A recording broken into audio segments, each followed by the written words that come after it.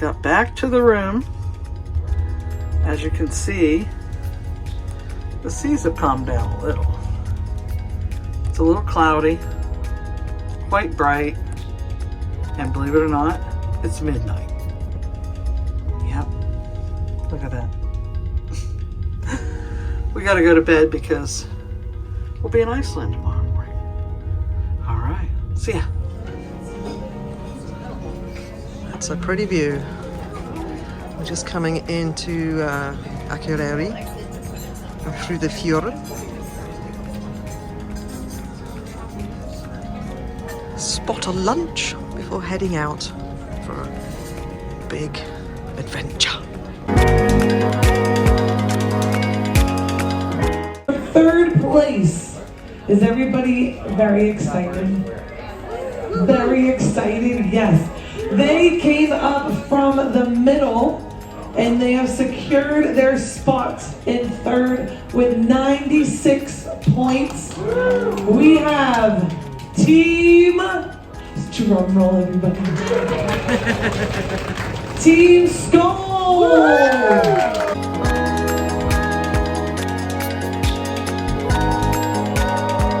Welcome to Akureyri, Iceland. Norwegian Prima is now clear. Well, we made it to Akureyri. It's a little chilly, but sun is shining and we've got snow on the hills or mountains in the background, and we're just waiting for our day trip. Yes, we're just waiting for a person to come and pick us up and take us on adventures.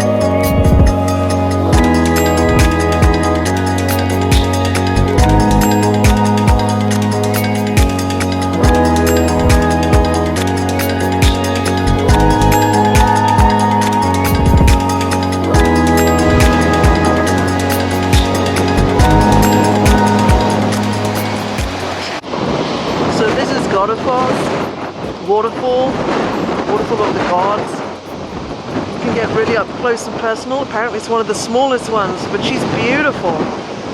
Just the right amount of like, wow. She's quite misty as well, but what a beautiful, beautiful location. Absolutely blessed.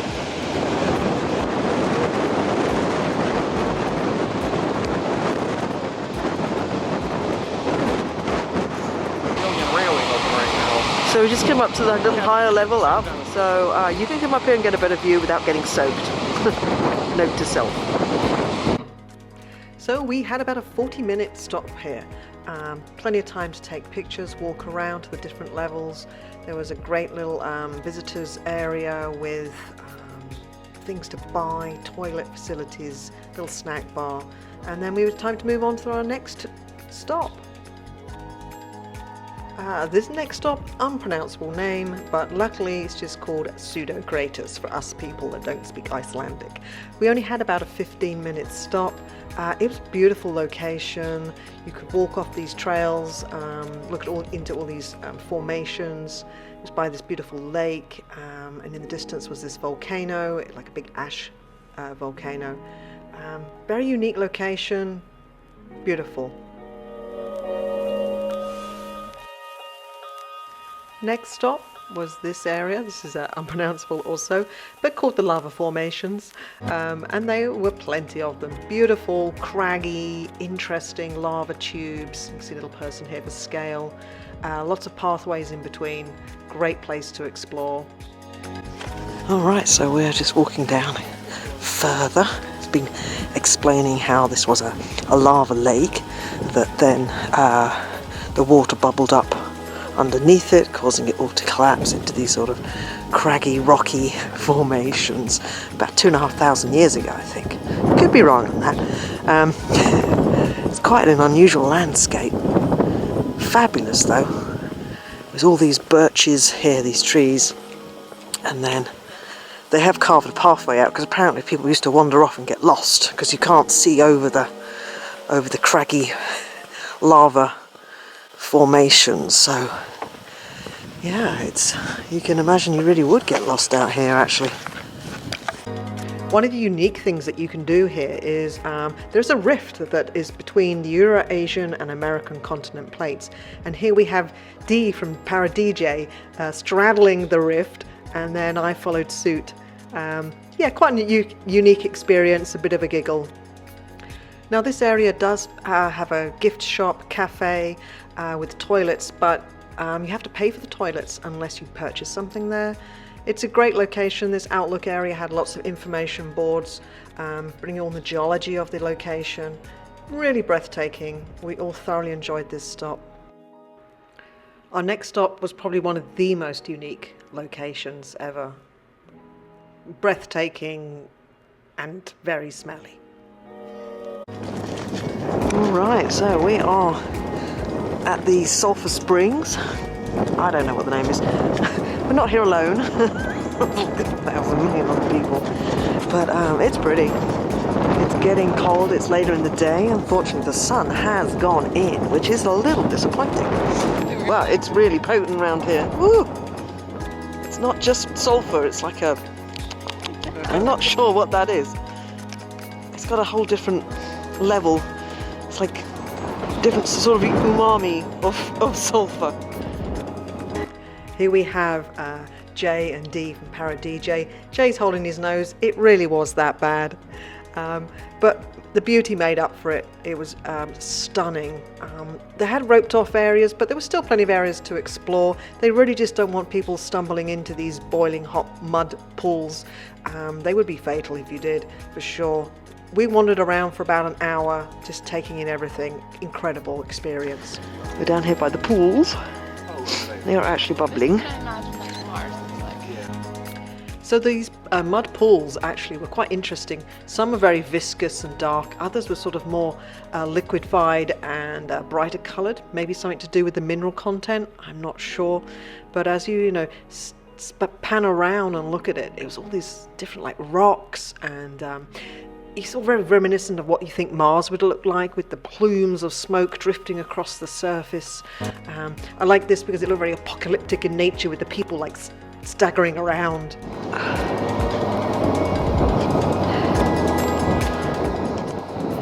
These steam vents, if you got up close to them, were actually fascinating. You could see all the yellow sulphur crystals on there, and around the base of them was like these red crystals.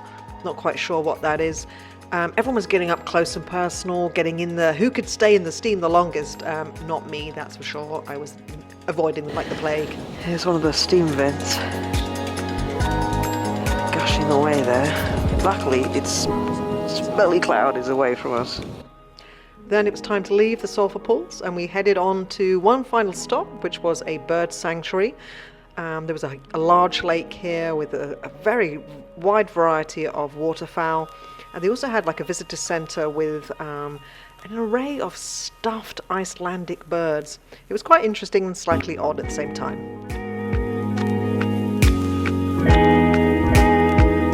And it's actually said she's going to a it's going to happen today or tomorrow, or 3 months, or tomorrow, because surely going to blow up very soon.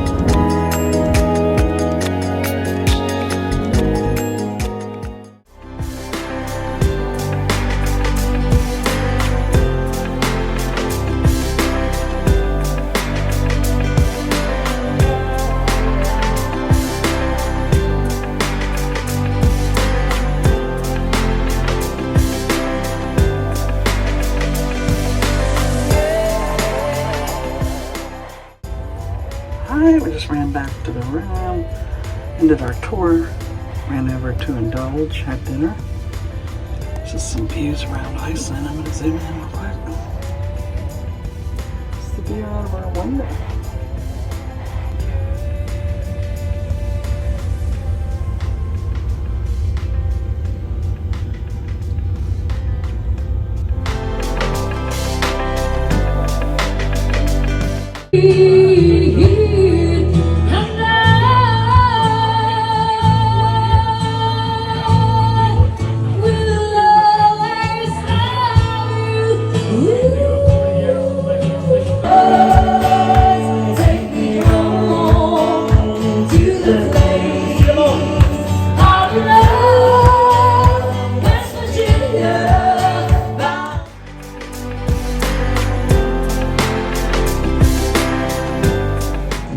Good morning.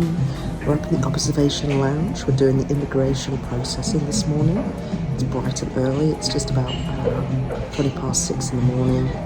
And you've got to get here early because the queues are going to be big.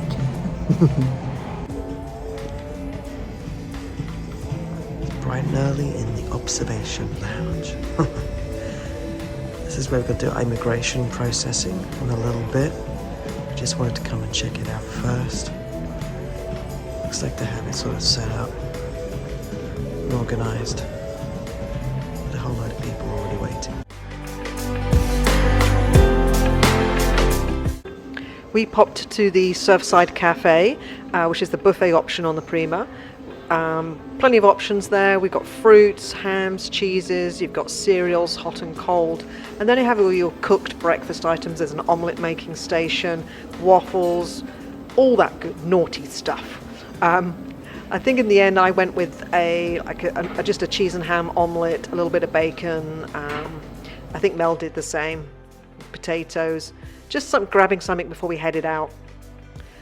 So we headed out into Akureyri town. We had till 1 o'clock to be all on board. It was a little brisk out, very strong wind, a little bit grey, but still beautiful because any day in Iceland is beautiful. Very interesting architecture. It was early, so there really wasn't many people around. Most things were closed. There were quite a few little opportunities to take some really nice pictures. As I say, the buildings were super unique, and this church was built, I think, just after 1940s. Popular location, all sorts of things. So we just strolled around. His Jay from Paradis with his troll bin buddy, vlogging that. Of course, the ever-present sausages or frankfurters. We did check out some of the prices of the local food. These restaurants were closed, but they seemed fairly up there in price. Interesting that these traffic lights will have little hearts. And as we were coming back, I don't know if you can see on here, but I mean, it was very windy. There's a real list on the Prima, and that was the wind blowing her against the dock. All right, we just got back to the cabin. Nice walkabout town. Windy though. So from the first buildings in town to the ship, that walkway there is, I don't know, 35, 40 mile an hour wind. Pretty intense, but it's a beautiful day. As you can see, everything looks fabulous over there.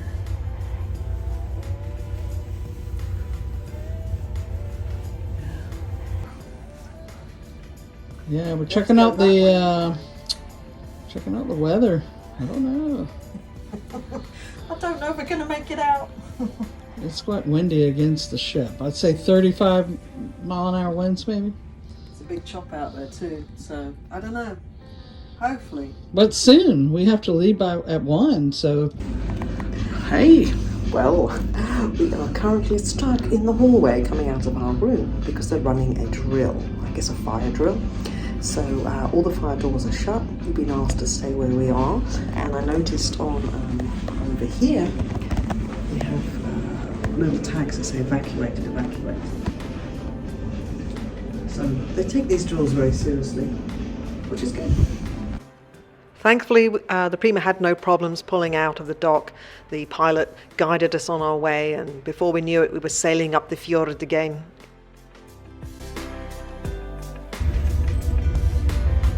Wow. Akureyri is absolutely beautiful. If you get a chance to come to this part of Iceland, or to Iceland full stop, you need to make sure you come here. It's this ride into it, sail into Akureyri is worth it just by itself. It's beautiful. It's quite stunning. It's about 3 hours to get out of this channel here. Once we turn to the west, I think it's going to get pretty windy. We'll see. Alright, we're back to sea. We're headed westerly. We've come out of the channel at Akureyri, and we're now headed to Reykjavik. You can see the big Deep sea swells are back and the wind is up. But we're on the march. We did leave an hour late, so hopefully we're making up some time. We did get delayed there in Reykjavik, or Akureyri, an extra night. Because Iceland we didn't get in there. There was a congestion issue, so we spent overnight there in Akureyri, so it's kind of cool.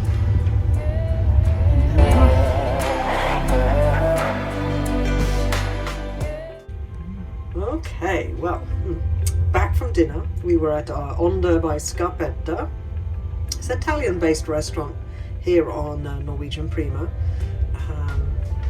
Beautiful design, exquisite location, and beautifully executed by the staff. Super nice. I started with the beef carpaccio, which of course is thinly sliced, pretty rare beef. They did it with asparagus tips, some shaved parmesan, and a sort of marinated white creamy mushrooms, as they described it. And that was delightful, a great way to start.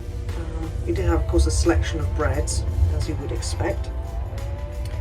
I then went on to pasta main course, and I went with their homemade ravioli pasta. And this was stuffed with short ribs, garlic chips, and a horseradish sort of aioli type thing on the side. Beautiful, absolutely lovely. Very, very well balanced flavors, and just about the right amount. Dessert, I went for the cheesecake with pistachio, a ganache, and a gelato. That was lovely. Quite rich and quite sweet actually, which is unusual for Italian desserts, but I guess they just were sort of covering all palates. But yeah, it was pretty rich. Followed by a nice coffee and a little port wine just as a digestive. Overall, solid 5 out of 5. Absolutely loved it. Highly recommend it. I started out with a pizza. This pizza was mozzarella sausage, spicy supersata.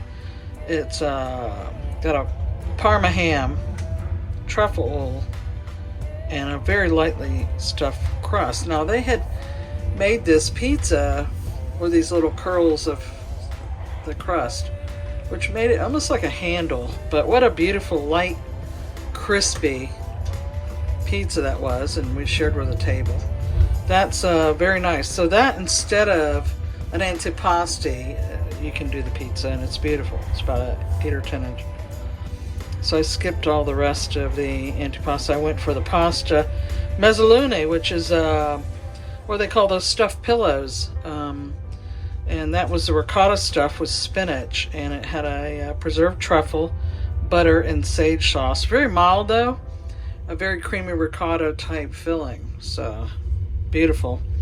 And ended it with the dessert we shared, which was the, I believe it was a coffee cake. No, it was chocolate cake, sorry.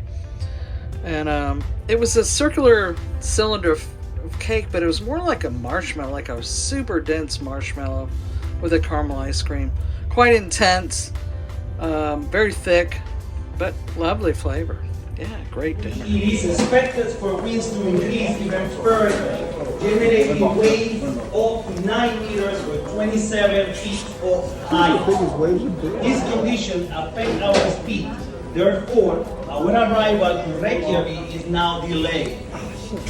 I apologize for the inconvenience that this might cause, and I certainly hope you understand that your safety is my priority. Moreover, due to this adverse weather, I would like to encourage you to hold into ship handrails while transiting around the vessel, particularly in staircases, open decks, and pool areas. We will keep monitoring the weather conditions, and I will revert back with an update of our voyage tomorrow morning. Once again, due to current weather conditions, we have been forced to delay tomorrow's arrival to Reykjavik. This is the captain, out. So yes, we spent the whole evening, night, and most of next day just zigzagging out in the ocean, keeping in the safe, calm waters before we made that turn to head towards Reykjavik. Well, what to do on an unexpected sea day? Seeing as we can't get into Reykjavik because of the bad weather, I figured I'd come and get some fresh air. The seas look pretty calm to me. I'm not quite sure why we can't go. There you go. I guess the weather is much worse. Back at the Reykjavik area, there was a huge storm, low system sitting off southwest of that area, so it's big waves and big storm. So we're here, zigzagging through the ocean, going up and down. There's quite big swells actually, so not making for the most comfortable, as you can see here, movement on the ship. Well, we have to do this all day long. They're now anticipating 3 a.m. arrival in Reykjavik, which means obviously we'll all be asleep and then we'll just get up and get off the ship. I feel really bad for the people that aren't staying. We've really only accomplished one port in this situation, so, you know, they're missing out quite a bit.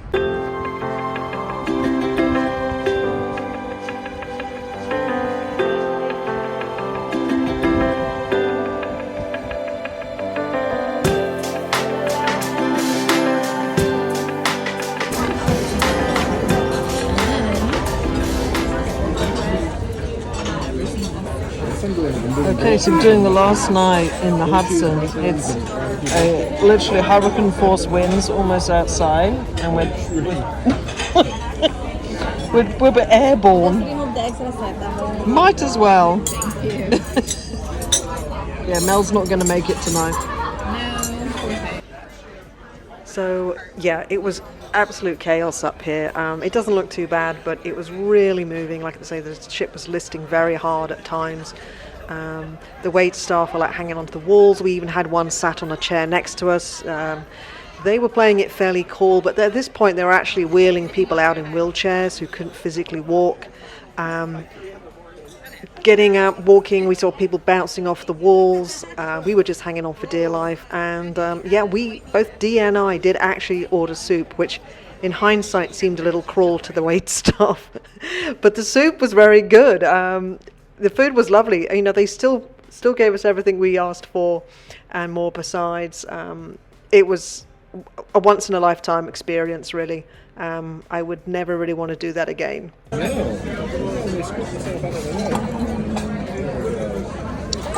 Lots of choices for dessert in this crazy rocky evening.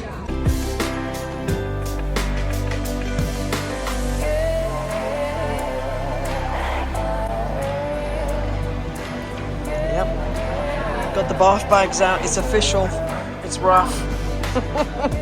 So Mel had been stuck in the cabin because it was too rough. She was filming this on the camera. Wow, can you see that? Those over 40-foot waves, the spray came up over the bridge where this camera is located. When I came back, I filmed this footage. It's so rough, I don't even see that little ship out there. It's not small, it's a big ship being thrown around. Crazy weather that day.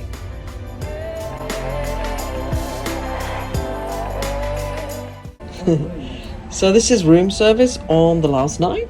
The pizza was included in the delivery fee, which I think is like $9.95 or something like that, plus 20%. Then we had a nice mixed ham cheese salad sandwich. Can't remember the name of what they actually called it. We had what was that? That was a Coke or something, maybe? Iced tea. Oh, an iced tea, that was it. Has some pepper flakes, some kind of dressing maybe for this. This is this is an Italian set. Oh, okay, Italian. Like Italian lunch meats comes with that. Gotcha. An old school Budweiser. I haven't seen one of those in No, years. me neither. Another glass of ice. Stuff for that, and a thing of ketchup. Not quite sure why we got ketchup. There you go. Got ketchup because people love ketchup. What can I say?